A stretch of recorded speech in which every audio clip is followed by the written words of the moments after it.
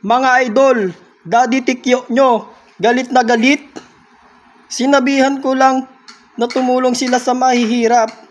Sinabihan ba naman akong makitid ang aking utak? Sinabi ko lang tumulong sila sa mahihirap. Buksan nila ang kanilang messenger. Makikita nila ang sabog ang inbox nila sa paghihingi ng tulong ng mga mahihirap. 'Di ba? Kahit ako makita ko, maliit na vlogger, makikita ko sa aking inbox na marami nagchat-chat na humihingi ng tulong. Ito si Daddy Tikyo, hindi niya ako naiintindihan. Kasi masinuuna pa nila, ang videohan nila yung mga sikat na mga tao, tapos bibigyan nila ng tulong, bibigyan nila ng pira.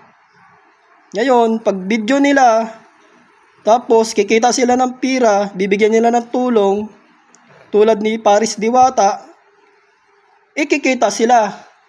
Hindi, instead na tulungan nila ang mahihirap na sa messenger na hihingi si kanila ng tulong, buksan nila yan, sabog na inbox na yan, marami doon ang hihingi ng tulong. Bigyan nila tagpipiso, tag-1,000 para matuwa naman sila. At videohan nila ang kanilang pagtulong. Normal lang sa vlogger yon, videohan nila para kumita sila. Ganun lang yun mga idol.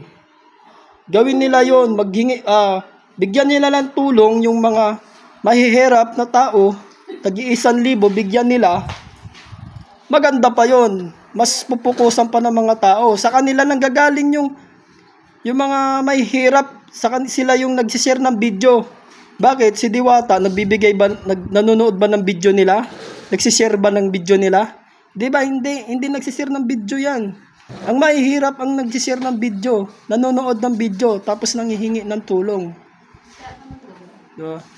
Mas maganda pa tingnan na sa mahihirap sila magtulong kaysa sa may kaya na, tulad ni Paris Diwata. Diba? Mas okay pa si Hiwaga Paris Overload, hindi pa Mataray. Mas okay pa, doon na lang kayo kumain, doon na lang kayo lumipat. Diba? Hindi tulad ni Paris Diwata. Mataray na si Paris Diwata, nangihingi ng pera, nangihingi ng